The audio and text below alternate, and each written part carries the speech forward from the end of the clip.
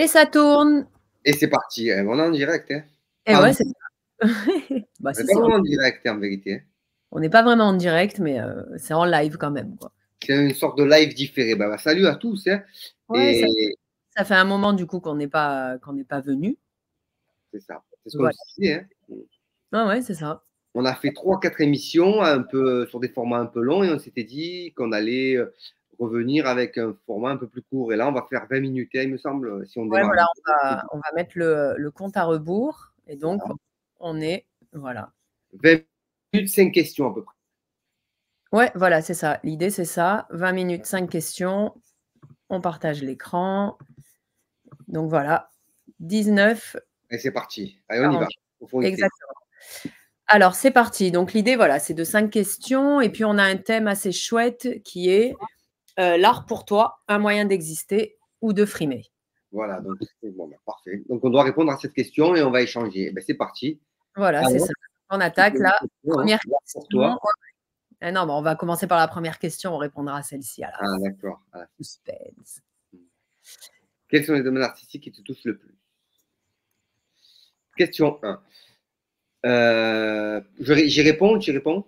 Allez, vas-y, à toi. Écoute, moi, honnêtement, je vais faire très, très court. Toujours voulu être acteur, très jeune.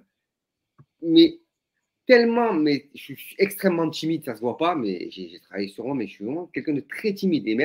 Et donc, je renoue avec le jeu d'acteur aujourd'hui, sur les projets qu'on a fait, donc Rhapsody, le film. Sur Plan B, j'ai dû jouer, c'était pas prévu. Comme un j'avais joué. Mais je suis extrêmement timide, ça se voit pas. Mais en fait, j'aime le jeu, mais en même temps, il y a une timidité tellement forte qui m'empêche d'être à l'aise sur les plateaux et tout. Donc, tu vois, sur les plateaux, tu sais que tu as 30-40 personnes qui te regardent, des caméras, et voilà, c'est ça. Alors que j'aime jouer, j'adore ça, mais ma contrainte, mon problème, il est que j'ai une que je soignerai, qui ne se voit pas, heureusement, maintenant. Quand j'étais timide, plus jeune, je rougissais, j'étais vraiment timide. Ça ne se voit pas, mais moi, je le ressens. Et du coup, c'est infernal. Donc, je réponds à la question. Donc, le cinéma en tant qu'acteur. Et puis, forcément, la réalisation qui a pris le pas sur le jeu d'acteur quasi à peu près en même temps avec l'écriture. Donc, le cinéma par excellence. Et la réalisation, je suis plus à l'aise, que je suis caché derrière la caméra et je peux diriger. Et puis, j'ai vraiment une sensibilité pour ça, quoi. Pour la réalisation, tout ce qui a trait à la réalisation, à l'écriture, à l'image, quoi. Ouais, c'est ça, l'image. Et toi? Écoute, moi, c'est plus l'écriture. Voilà, j'adore écrire depuis vraiment petite. C'est quelque chose qui me permet d'extérioriser, etc. Donc, c'est vraiment l'écriture. Il y a la musique aussi, mais c'est vrai que moi, je suis rentrée dans la musique et dans le rap en particulier, mais par l'écriture. Voilà, tu avais le fait d'écrire, ça sortait de ma tête, et ensuite d'être sur scène aussi, tu vois. Donc, moi, c'est vraiment lié écriture, musique et scène. J'aime beaucoup aller voir des concerts, tout ce qui est l'expression scénique. C'est un domaine aussi qui me touche beaucoup et j'adore être sur scène. Tu vois, j'ai vraiment l'impression d'être faite sur ça. Quand je suis sur scène, je suis dans mon élément, quoi. Je suis bien, je me sens bien. Et voilà, donc c'est ces 3 domaines-là. J'aime le cinéma en tant que comédienne, mais voilà, c'est pas mon truc premier, quoi, ma passion première. C'est vraiment voilà, écriture, musique et scène. Tu vois, pour moi, ces 3 piliers-là, ils sont liés. Donc, ouais, c'est vraiment une expression artistique. Ouais, comme on dit, c'est des domaines qui sont liés. Et toi, ta sensibilité, c'est plus la scène et l'écriture. Voilà, c'est ça. J'aime le côté studio, etc. Mais c'est moins spontané, quoi. Quand tu es sur scène, tu vois, il n'y a pas de barrière, il n'y a pas de j'efface, je recommence, je machin. Là, c'est toi et le public. Et j'adore. Donc, c'est marrant parce que je fais vite une petite parenthèse. Moi, pareil, là, j'aime beaucoup la scène. J'avais fait du théâtre très jeune, pas beaucoup, mais j'en ai fait assez quand même. Et du coup, ça nous amène à une prochaine émission où on devra parler, peut-être pas encore là, mais d'un projet sur scène. Bon, on a eu Rhapsody, la comédie musicale. Donc, du coup, ça nous a. Voilà, d'où le projet Rhapsody qui nous a amené sur la scène. Bon, pareil, c'est. Oui, au final, le projet Rhapsody, il est tellement vaste qu'en fait, il regroupe tes domaines artistiques et les miens. Au final, c'est un cocktail de ça. C'est un socle, une arborescence où d'un coup, il y a tout un tas de branches.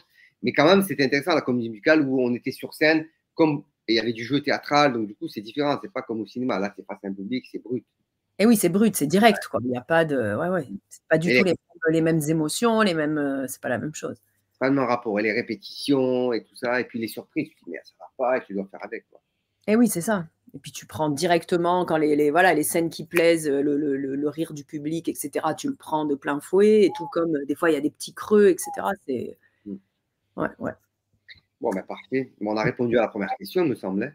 Ben ouais, je pense qu'il va y en avoir une autre qui va arriver. Ah ben voilà. Alors, qu'est-ce que tu penses renvoyer à travers ton art?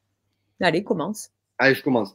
Mais alors, moi, je vais te dire, hein, honnêtement, la chance d'avoir fait Comme un aimant, le premier long métrage Comme un aimant, qui a, mais on va dire, qui a une sensibilité, comment je peux dire, qui a touché le public de manière un peu particulière.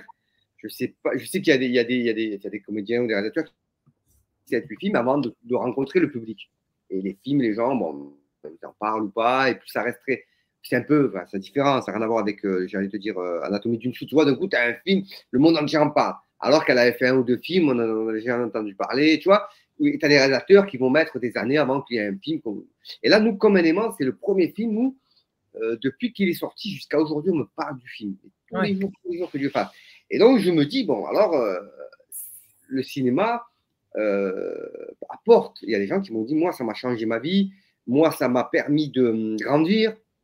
Ce passage-là, ça m'a fait réfléchir. J'étais gamin, du coup, j'ai vu, pour certains, ça a été de s'orienter vers le cinéma, vers l'artistique. Pour d'autres, d'avoir une prise de conscience sur ce que c'était qu'une vie un peu diluée ou une vie un peu en marge, tu vois, d'être un peu trop marginal.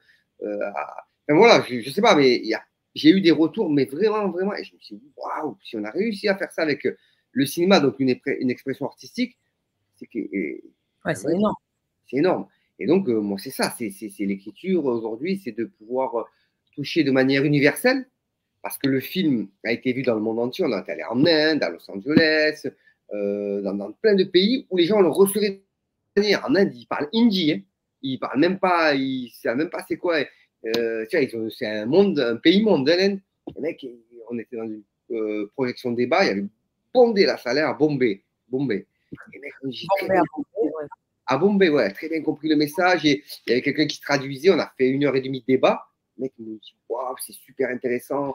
Ce passage-là, il me ressortait des trucs. Et je dis, même en Inde, je te dis, voilà, alors là, c'est universel, tu vois. Ouais, universel. Ah ouais, de ce point de vue-là, donc je me dis que voilà. Un bout de vie, un bout de la société, etc. Tu as réussi à le mettre à l'écran et avec la sensibilité, ta touche et tout, tu as réussi à toucher. Il y a un petit film, donc tu te dis, donc à travers ce que ça raconte au niveau de l'émotion. Donc c'est l'émotion, les dialogues, la sensibilité, l'univers. Donc tu peux toucher, donc finalement on est tous pareils, à part la langue et quelques coutumes. Et donc du coup, ça. Ouais, c'est ça. Film qu'on a pensé à Félix Piat dans le 3e arrondissement, qu'on a joué au panier, et du coup, ça touche le monde entier. Je me dis, waouh. Et donc, c'est ça pour moi, là, c'est de pouvoir toucher, transcender et toucher le monde entier. Et toucher au bon endroit, tu vois, le cœur. Ouais, c'est ça. Ouais, je te rejoins aussi, tu vois, c'est l'émotion de toute façon. Ce qu'on recherche à renvoyer, c'est l'émotion. Et en général, quand on va voir un film, quand on écoute un CD, quand on va voir un concert, etc., c'est l'émotion qu'on recherche, des émotions fortes, quoi. Et c'est vrai que voilà, moi, c'est pareil. J'ai l'impression de renvoyer des émotions. Après, tu peux parler de. Ça peut être le thème d'une autre émission, tu vois. Mais tu as des messages sociaux, tu as des messages qui sont personnels et d'autres qui vont être plus universels, tu vois, que tu peux renvoyer. Et c'est ça l'art, quoi. Et c'est vrai que. C'est ça, les artistes qui font la différence, c'est quoi? C'est des artistes, tu vois, qui ont de la gueule, qui ont de l'identité, qui sont un peu décalés, qui ont des personnalités, etc., tu vois. Et, moi, c'est eux qui me font vibrer, tu vois, ces artistes-là, quoi, qui sont pas comme les autres, mais qui vont avoir des gueules, quoi, tu vois, voilà, c'est des émotions fortes qui se dégagent, quoi. Et c'est vrai que comme l'art est banalisé de plus en plus, tu vois, c'est une démocratisation de tout, de l'art en général. Tout est tellement plus facile et accessible, pardon, que voilà, on rencontre de moins en moins des artistes comme ça qui ont des identités fortes, quoi, et des personnalités fortes. Il y a une voilà. anecdote. Alors, par rapport à ce que je dis, ça va nous amener à la question suivante. Il y a une anecdote par rapport à ça. On était à Los Angeles. C'était le cinéma méditerranéen de la Provence et tout, donc forcément comme élément en 2000. Et il y a un truc qui m'a touché, qui m'est resté aussi, c'est qu'il y avait au sein du groupe, de l'équipe, c'était une équipe d'expats et tout, et il y avait une dame qui vivait à Los Angeles, qui travaillait dans les bureaux.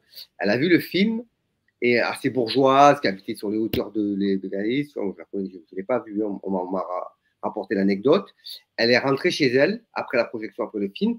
Elle s'est garée, et elle a dit c'était à Mohamed Benjebour, elle lui a dit, elle a rappelé le lendemain, dis-lui bien au gars, fais retour de ce que je vais te dire. Elle a mis 10 minutes avant de rentrer chez elle, elle s'est garée, elle s'est mise à pleurer, elle a eu tellement d'émotions après avoir vu le film. Elle a dit, pourtant, je ne viens pas d'un milieu, voilà, je ne viens pas de ce milieu-là, je suis une famille bourgeoise, très aisée, études et tout. Elle a dit, ça m'a profondément bouleversé. Je me dis, waouh. Donc, tu vois, c'est toujours dans la famille, procurer des émotions, voilà, pour moi, c'est ça, quoi. Ben, je le ramène aussi parce que c'est une référence importante pour moi. Voilà. Bah oui, oui. C'est ce que tu disais tout à l'heure. Oui, aujourd'hui, ça va être la troisième question, vers la démocratisation de tout, de comment faire un film. Enfin, aujourd'hui, c'est beaucoup plus facile de faire des films avec les réseaux sociaux. Alors, selon toi, les réseaux sociaux ont changé la donne. Ouais, c'est ça. Bon, ben voilà, on est sur la troisième question. Donc, selon toi, les réseaux sociaux ont changé la donne? Bah oui, c'est ce qu'on disait, forcément. Mais les réseaux sociaux avec le téléphone, tu sais, aujourd'hui, tu peux faire un film avec un téléphone. Il y a 15 ans, c'était impossible de faire un film si tu n'avais pas de la pellicule. Pellicule, ça coûte 3 bras, c'est hors de prix. Il y avait des caméras, il y avait des procédés chimiques comment on appelle ça, pour développer, voilà, de développement du négatif, positif, négatif dans des studios à Boulogne, là-bas. Donc, il fallait passer, c'était des passages obliges pour faire un long métrage. Il n'y avait pas d'autre moyen de faire de film. C'était précieux, quoi, en fait, c'est ça, tout était précieux, fallait, voilà, ça avait de la valeur, etc. Donc, forcément, tu faisais pas. C'était pas la même chose. Maintenant, tout est tellement facile. Hein. Comme tu dis, tu prends ton téléphone, tu fais un film, tu fais un clip, tu te fais des photos, tu te fais des trucs. Sauf que c'est exactement ça. Tu fais un film, mais il y a des gens qui n'ont jamais connu la pellicule et qui ne savent même pas ce que c'est de la pellicule. Ils ne savent pas ce que c'est une station de montage quand tu coupes la bobine, tu colles et tout ça. Aujourd'hui, et donc ils se disent, bah, faire un film, c'est ça. Je le filme, il n'est pas mixé, il est monté à l'arrache, pas étalonné, hop, je le mets sur Internet, je peux. Tu vois, on y a perdu, mais il faudrait, je pense, qu'on revienne c'est comme pour les photos. Tu fais des photos avec ton téléphone aujourd'hui, de qualité. Avant, tu faisais des photos avec des appareils photo argentiques, de la pellicule, tu la faisais développer, tu avais des photos qui étaient ratées parce que tu ne voyais pas, tu n'avais pas le retour. C'était une photo, mais si tu étais en surexposition, ben, il se trouvait que la photo était un peu cramée ou pas. Bah oui, il fallait attendre de les avoir, de les faire développer pour les avoir, pour voir ce que tes photos, elles donnaient, quoi. Et en fait, c'est ce que tu dis, c'était dédié à des professionnels, à des gens qui savent faire des photos, qui savent régler. Le cinéma aussi. Le cinéma, c'est quelque chose qui est intéressant, je suis dit, de pouvoir faire des films comme ça. Hein. Mais il y a du bon et du mauvais, de toute façon, comme partout, quoi. Il y a du bon parce que le fait de démocratiser, c'est un plus large accès à la culture, tu vois. Tout le monde a accès aux films, aux musiques, etc. Mais après, tout n'est pas bon, quoi, tu vois, au niveau du rendu, de la qualité, n'importe qui peut faire n'importe quoi. Et c'est vrai qu'avant, voilà, il fallait, pour exister en tant qu'artiste, tu étais obligé d'arriver avec un producteur, une maison de disques, il fallait monter partout, courir, aller chercher les gens, taper aux radios. Nous, on montait sur Paris, pareil, quoi, on passait des semaines à taper dans toutes les radios, etc. Il n'y avait pas de mail, c'était des courriers postaux, mais bon, ça, il fallait monter, quoi. Et c'est vrai que maintenant, tout est tellement plus facile que, ouais. Ouais, il y a moins d'obstacles. Mais c'est vrai que le bon, c'est que moi, ça m'a permis de faire plan B, le second long métrage, faute de financement. Je n'avais pas trouvé de financement. Avec une caméra qui venait de sortir. Il n'y avait pas encore l'appareil 5D. C'est une caméra Z7. Quoi, on a pu faire une image de qualité à moindre coût. Aujourd'hui, nous, on a pu faire Rhapsody avec une petite caméra comme ça, là, un boîtier. Voilà. Mais c'est intéressant. Mais ceci dit, on a gardé. Après, moi, j'ai gardé. C'est vrai que tu vas plus vite parce que tu peux monter chez toi avec un bon Mac bien solide, tu peux monter ton film toi-même. Alors qu'avant, il fallait une station de montage, il fallait une salle de montage, c'était hors de prix. avec des disques externes. Donc, c'est vrai que c'est intéressant, mais j'ai gardé, honnêtement, après, parce que voilà, de ma formation, on a commencé avec on faisait le premier court-métrage. D'ailleurs, j'ai une bobinade du premier court-métrage qu'on avait fait avant Comme un aimant, qui a été vu une fois en projection. Ça vaut de l'or. Ça vaut de l'or. Il a été projeté une fois au cinéma Le César, qui vient de fermer, le cinéma de César à Marseille, il y a plus de 22, 23 ans. Et j'ai la copie là. Il a été vu une seule fois. Peu de gens le connaissent. J'ai une version, je crois, sur une cassette. Donc voilà.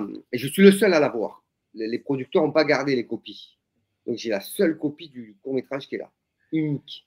Donc tu vois. Et donc, aux enchères bientôt. C'est ça. C'est ça. Mais occasion de et autres. Mais j'ai appris avec la pellicule, j'ai appris avec les procédés où il n'y avait pas encore de numérique, c'était pas encore démocratisé. Du coup, je travaille toujours de la même manière. Je mets du temps à monter, une rigueur dans le travail. Le son, j'ai appris aussi avec Laurent Lafranc qui avait fait Comme un aimant et qui a fait tous les Guédiguians. Maintenant, on se connaît, hein, on se connaît super bien, on a été amené à se revoir souvent. Laurent Lafranc qui m'a plus ou moins formé aussi au son. Donc, il m'a formé comme ça. Il m'a dit un jour, regarde, on faisait des sons d'ambiance après le court-métrage, pour le court-métrage. Il me dit, attends, bouge pas. Il prend la mixette, il prend le casque, il le met dans mes oreilles, il me dit, écoute. Et d'un coup, je me dis, waouh. Et j'entendais des sons, et j'entendais pas que. Ouais. Tu fais pas attention, quoi. Ouais. Et là, d'un coup, tu entends tous les sons de la vie, les trucs là, ouais, tu dis, waouh. Et c'est magique. Et tu as conscience que dans un film, il y a tout un travail sonore et chaque étape est importante. Donc voilà. Ouais, c'est ça. Et on du a coup, déjà il y a la 4, ouais, mais c'est un peu. Au final, tu vois, c'est logique, donc tu en parlais quasiment, quoi. Quelle est ta démarche artistique? C'est lié à la première question ou à la deuxième. La démarche artistique, c'est de. J'ai envie de dire, honnêtement, si c'était pour devenir riche, j'aurais fait un autre métier parce que franchement, c'est pas le cinéma qui va t'enrichir. Il y a des périodes de longues périodes où tu ne gagnes pas beaucoup d'argent. C'est des périodes assez compliquées. Ouais, c'est la même chose. Hein. C'est ça. C'est le chemin le plus facile. C'est sûr que si tu veux être riche, tu fais de longues études et tu vas dans des bureaux, etc. Et tu prends voilà, tous les métiers artistiques, c'est sûr que c'est pas facile. Pas facile. Donc voilà. Et moi, je suis plus à financer les films, à les autofinancer qu'à rattraper. Mais bon, parce que il y a quand même de la magie. Ouais, c'est ça. Oui, moi, je te rejoins là-dessus aussi. Tu vois, ma démarche, elle ne va pas être ni commerciale. Je ne vais pas faire, je n'ai jamais fait d'ailleurs. Ça aurait pu, voilà, si tu veux devenir riche, à la limite, oui, tu peux essayer de faire du commercial et essayer de formater quelques titres, etc., ou ton image pour marcher et faire de l'argent. Après, moi, ça n'a jamais été la mienne. Voilà, moi, je fais vraiment ça pour extérioriser des choses, pour dénoncer des choses, pour dire, etc. Ouais. Et après, voilà, tu vois, ça te plaît pas. De toute façon, ça, c'est encore une autre histoire. Mais ma démarche, plus dans la création. Voilà, c'est ça. Déjà dans la création, et c'est vital. Voilà, exactement. Ouais, moi, je me suis posé la question de savoir, il reste beaucoup de temps, 2 minutes pour la suite, si je devais faire autre chose, j'y ai pensé, mais c'est difficile, quoi, parce que si c'était l'appât du gain, l'argent, je me dis, ouais, c'est normal, tu fais ça parce que tu gagnes de l'argent, mais j'en gagne pas beaucoup et pas, en ce moment, pas du tout, avec le cinéma. Donc, c'est pas une question d'argent, c'est une question d'expression et de moyens de vivre. Ouais, c'est ça. Écoute, je vais juste une seconde parce que quand même, on est bon. Ouais, alors il y a la question. Le compte à rebours. Ouais, c'est ça. C'est ça, mais on est bon. Hein. Eh bien, il manque une question. Eh bien, c'est celle-ci. Du coup, pour toi, l'art, c'est quoi? Un moyen d'exister ou de frimer? Bon, au fur et à mesure. Répondu dans la 4. On a presque répondu à cette question dans la 4. Tu peux frimer, ouais, quand tu es connu. Je te laisse parler parce que je parle beaucoup, mais vas-y. Non, oui, c'est deux choses. Il y en a qui friment. Après, tu peux frimer par rapport à l'art, mais c'est un état d'esprit de frimer. C'est pas mal, c'est pas mauvais, chacun est comme il est. Mais voilà, il y en a dès l'école primaire, ils aiment frimer avec ça, avec n'importe quoi, un stylo, un truc. Donc, c'est un état d'esprit. Moi, c'est pas le mien, en tout cas.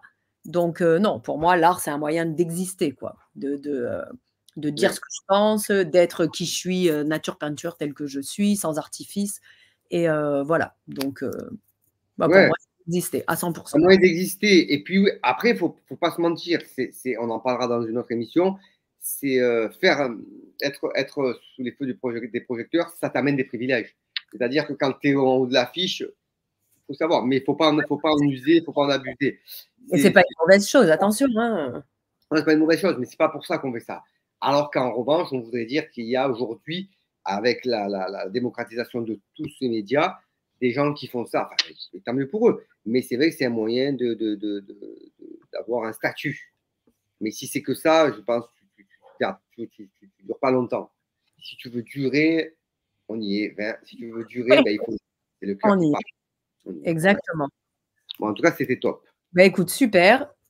À bientôt. On se retrouve la semaine prochaine pour un autre sujet tout aussi intéressant sur le côté social de l'art. J'en dis pas plus. Le côté social, ouais, intéressant. Bon, à bientôt. Merci. À Salut. bientôt.